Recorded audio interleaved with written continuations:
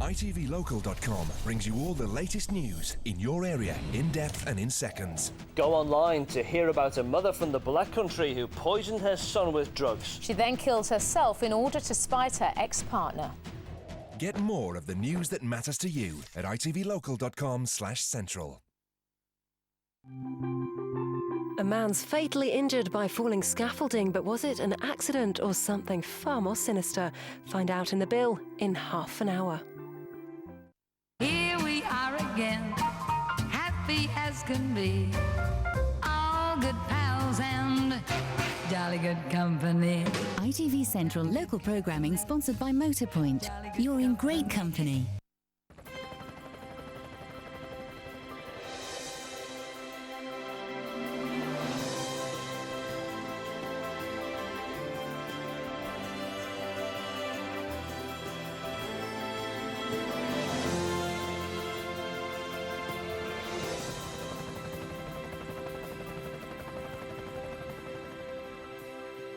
Hello and welcome to Sky High. BJ and I have got a very different route for you today, flying between some of the many military airfields that dot the landscape. So let's take a look at a map and see where we're going. Starting just outside Shrewsbury, we'll be zigzagging west to east across the country, taking in not only airfields that are still in use, but also older ones that are now used for a whole manner of other things, from a Formula One test track to a firefighter training ground. We'll also take a look at some of the more unusual landmarks that we find along the way, before finishing up here, right on the east coast, with two twinned airbases and a close encounter of the third kind. And with the very latest high-tech camera in the helicopter, I'll be able to get in nice and close to the action.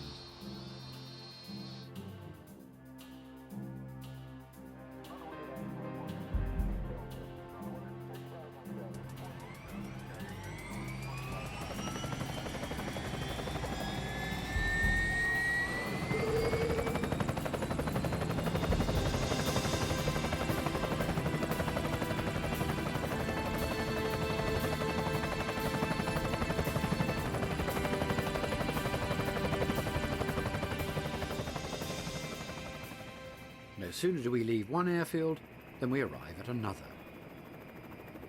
Well, we're in good company as we start our journey today.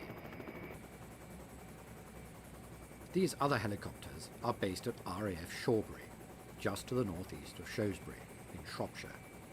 Since 1938, Shrewsbury has been used as a training establishment and used to be primarily for training air navigation in bombers. In 1976, it became a centre for basic and advanced helicopter training, such as we can see today. These helicopter pilots are members of the Defence Helicopter Flying School, which trains for all three of the armed services. The technique that's being learned here is known as auto-rotating. That's when a pilot flies, or in this case lands, with the engine out of gear, like the way a car will continue to coast in neutral. It's not that easy to get the hang of. Well, I don't think BJ needs to pick up too many tips from this lot. So let's head up to our next location. It's just 5 miles north of Shrewsbury, and it's a quite extraordinary garden. Hawkston's garden is quite unlike anything I've ever seen before. The Grade 1 listed 100 acres of land contain landmarks such as this 100-foot obelisk, which houses an internal staircase and is topped by a statue of Sir Rowland Hill, the original landscaper of the estate. Other features include this vast rock formation fashioned with walkways and tunnels, and this Gothic arch, which is a folly or fake ruin built in the 18th century. Such an otherworldly landscape lends itself easily to fantasy film, and this is where the BBC used to represent Narnia in their adaptation of C.S. Lewis's books in the late 1980s.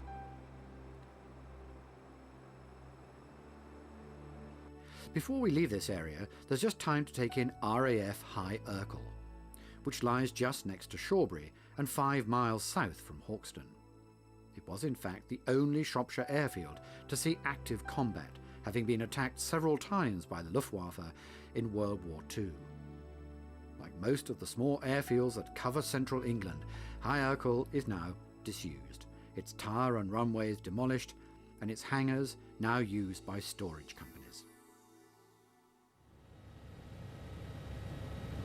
We're heading southeast now towards Wolverhampton, and on the way there are 2 interesting places I'd like to show you.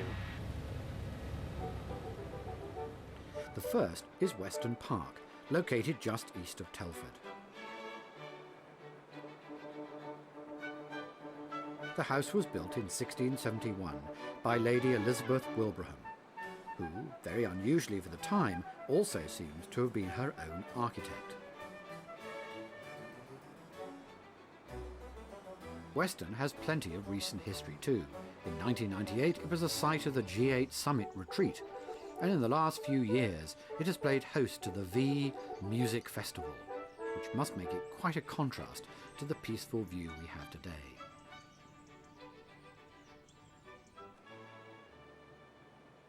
So another air training base before we get to Wolverhampton, although this one has been converted into a museum.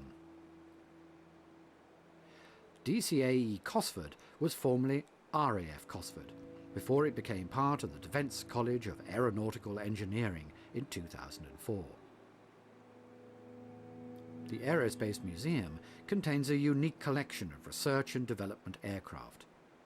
It also has an exhibition of lucky mascots from the Second World War pilots. And early last year, an extensive Cold War exhibition was opened.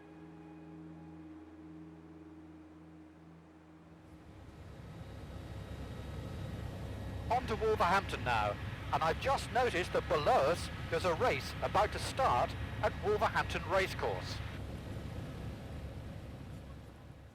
In terms of fixtures, Wolverhampton is the busiest racecourse in the country, so it's unsurprising that we've managed to catch the jockeys getting ready like this. And they're off.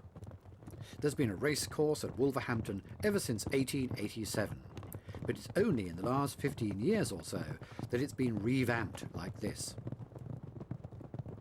It was the first racecourse in the country to be fully floodlit and with a flat, all-weather track. Sadly, no time to catch the end of the race, as this is what we came to Wolverhampton for: Halfpenny Green Airport, formerly RAF Bobbington. In fact, it was nearly formerly Halfpenny Green too, as the plan to rename the site Wolverhampton International Airport was only recently overturned. The small airfield image is very much one that Halfpenny has fought to maintain, forming action groups in 2002 to fight proposed expansions of the runways for more passenger use. They were thankfully successful, which means that this small-scale airport should stay that way for many years to come.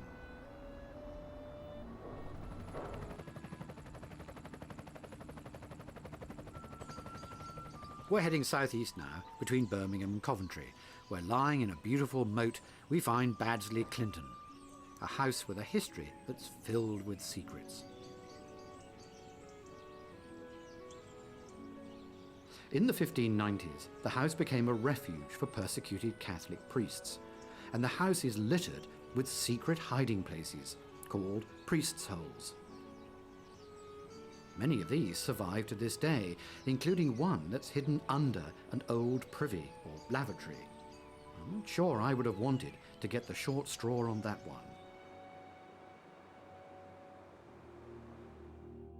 About 3 miles east from Baddesley Clinton, we come to another old airfield, but this one is now being used for a quite unique purpose. RAF Honolly was closed in 1958, and since then the site has been used as a motor vehicle test track. Back in the Second World War, Honolly was used as a landing ground for night fighters who defended the skies over the Midlands. Today the circuit belongs to ProDrive, who use it as a track testing facility. The 1.5 mile long straight can be used for high-speed testing as well as brake performance, and on an extreme off-road circuit cars can be put through their paces. Time to head south now, and as we pass Stratford-upon-Avon, there's another fine manor house that we can't really fly by without taking a quick look at. This imposing Elizabethan gatehouse and drive leads to Charlcote House.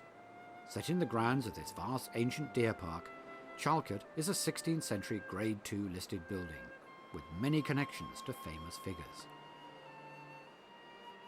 Queen Elizabeth I was once a guest here, and there are also stories telling of one William Shakespeare poaching deer in the house grounds. The house is Elizabethan, with Victorian additions, and on the roof are telltale Tudor chimneys. In the gatehouse is a shop belonging to the National Trust, who own and run the house.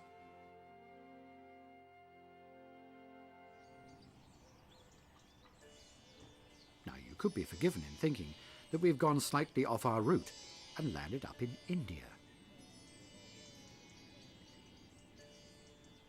This is Sezincourt House, about 15 miles south of Stratford-upon-Avon, and as you can see, it's a most unusual sight.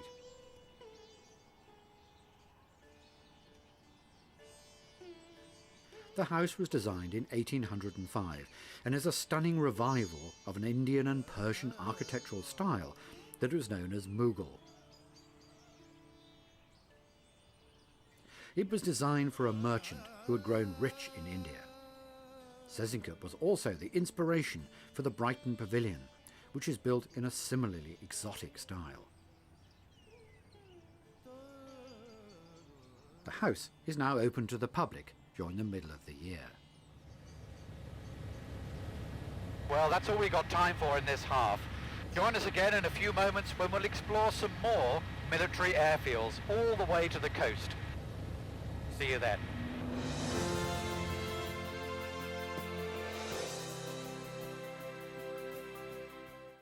Here we are again, happy as can be. ITV Central local programming sponsored by Motorpoint. You're in great company.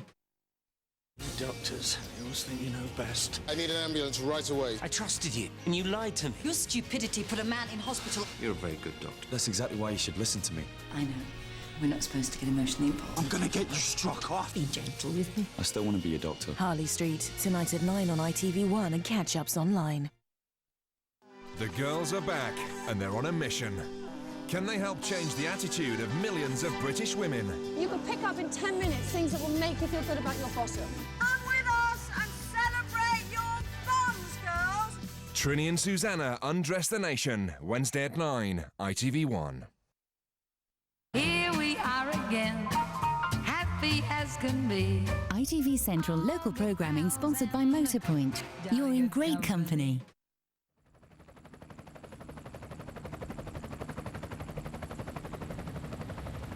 Welcome back. It's time to get on to our next military airfield. We're currently heading eastwards through Gloucestershire, and below us is Moreton-in-Marsh, which was an RAF base during World War II, but is now used for something quite different.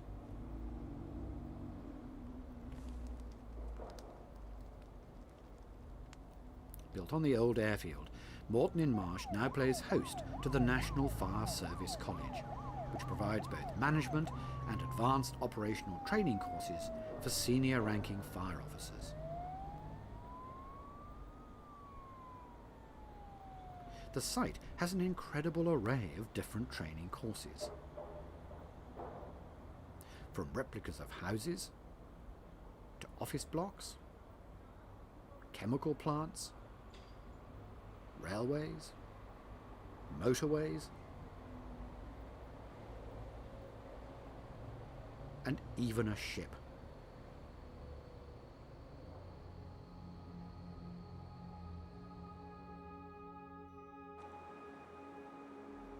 And a few miles east of Moreton-in-Marsh, we find RAF Upper Hayford, another disused base. But while Moreton-in-Marsh has now been adapted for another purpose, Upper Hayford sits abandoned as a ghost town.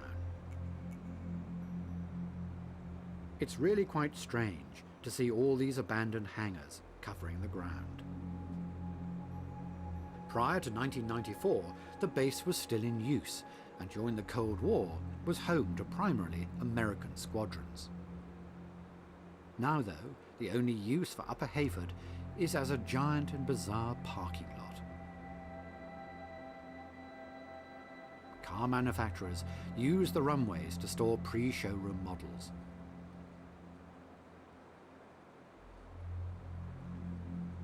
They must number in the thousands and make for a quite surreal sight from up here.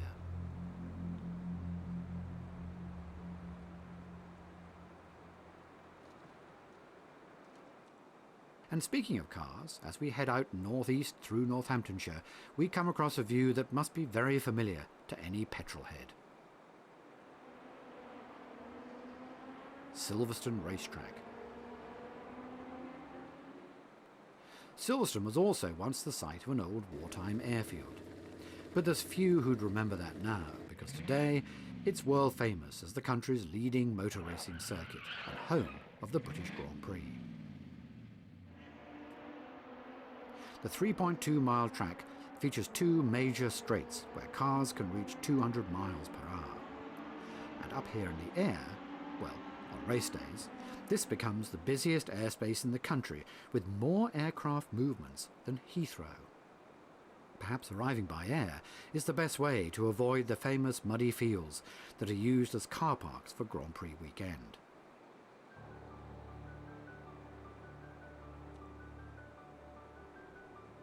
Continuing northeast from Silverstone, and we come to a town that may not have been an airfield, but you can't travel through Northamptonshire without seeing its primary town, Northampton. 8 other counties surround Northamptonshire, and with its central location in this landlocked county, Northampton has an historic significance as a central point for administration and trade. Northampton prospered again during the Industrial Revolution, when the distinctive Gothic Guildhall was built and the town became the centre of the shoemaking industry. Even more distinctive is this structure, dubbed the Northampton Lighthouse. Actually, it's a lift testing facility built in 1980. At almost 130 metres, it's taller than any cathedral in the land, and has been a protected building since production stopped here in 1997.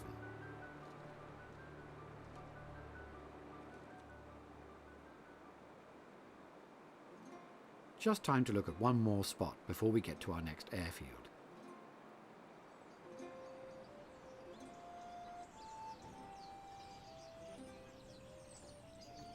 This eye-catching building is a folly, which is a building which has no real purpose to being built other than for pleasure.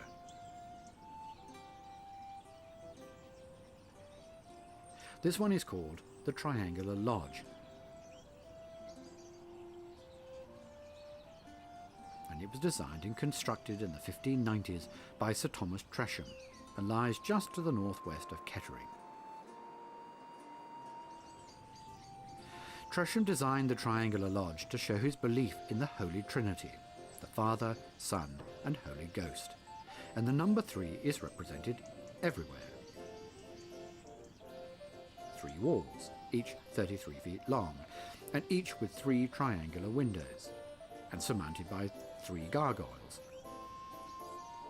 The building has 3 floors, 3-sided chimneys, a Latin inscription around the edge with 33 letters, and, well, you get the idea. This building is a real insight into the mind of its admittedly eccentric designer, and makes it a fascinating place and well worth a visit. Time for our next airfield now, and one of the oldest we've seen so far. RAF Wittering is just below us, and although it dates back to 1916, unlike many that we've seen, it's still very much in action today. Wittering is also known as the home of the Harrier, and we must have caught them on a good day, because there's several about. Although this one is landing in the standard fashion, Harrier jump jets are, of course, most famous for their ability to take off and land vertically. Very useful for short runways and aircraft carriers. In fact, the Harrier is the only truly operational aircraft designed to have perfected this technique to date. We're heading east into Norfolk and Suffolk now, and as we get to their borders, we find RAF Mildenhall, a US airbase. The Americans have been here since 1950, and it's a centre for reconnaissance and intelligence, working with a whole variety of aeroplanes, and we've been cleared to fly over the airfield. Today, Mildenhall is also home to the US massive refuelling tankers, which allow NATO and US forces to be refueled whilst in the air.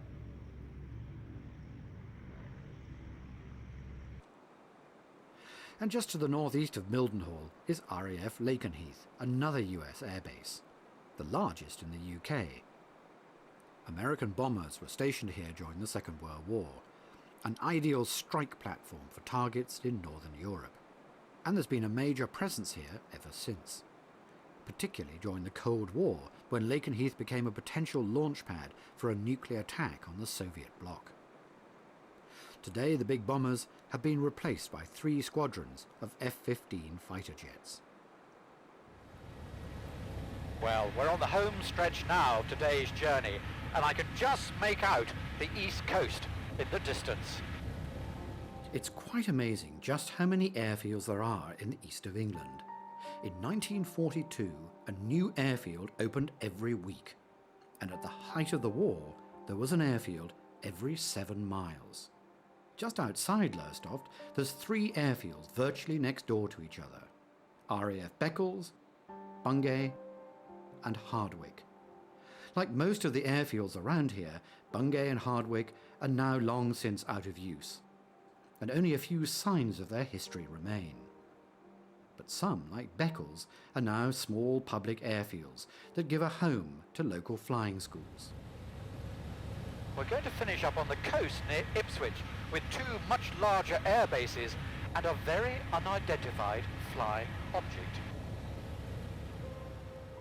The first of the 2 air bases is RAF Woodbridge, which is well known for its enormous runway, 5 times the regular width. This was originally constructed during World War II to assist damaged planes in landing on their return raids from Germany.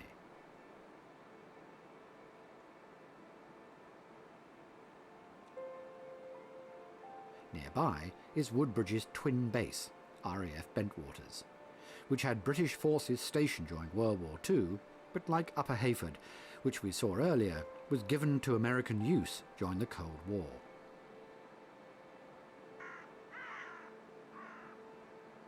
Although the airfield is no longer in military use, last year work was completed on the Bentwaters Cold War Museum, which was converted from the old US Air Force Command Post building. Bentwaters is also the rather unlikely location for an incident straight from the X-Files. In late December 1980, there were reports of unexplained lights and the alleged landing of an extraterrestrial spacecraft in Rendlesham Forest, which surrounds the base. The incident is maybe the most famous UFO event to have happened in Britain, and has even been called the English Roswell. The Ministry of Defence denied a threat and never investigated, but the truth, as they say, is out there. Well, that strange tale marks the end of our journey today. All I have to do is thank BJ for flying us around. No problem, Richard. Always a pleasure. Join us next time on Sky High. Bye for now.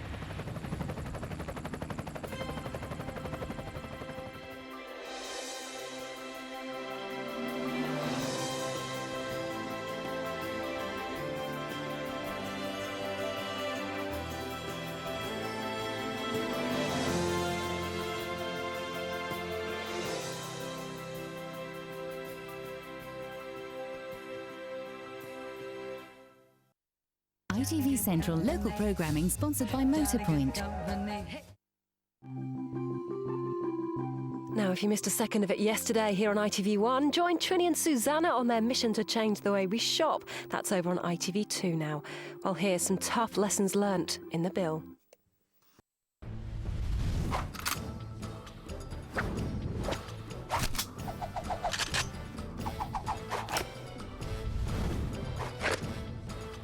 Parazone, cracking down on toilet germs. Previously on the bill. I don't see that we have a choice. All right, go ahead. No heroics now. Your job's about doing the right thing in the right way. Yes, Mrs. Ryan. It is.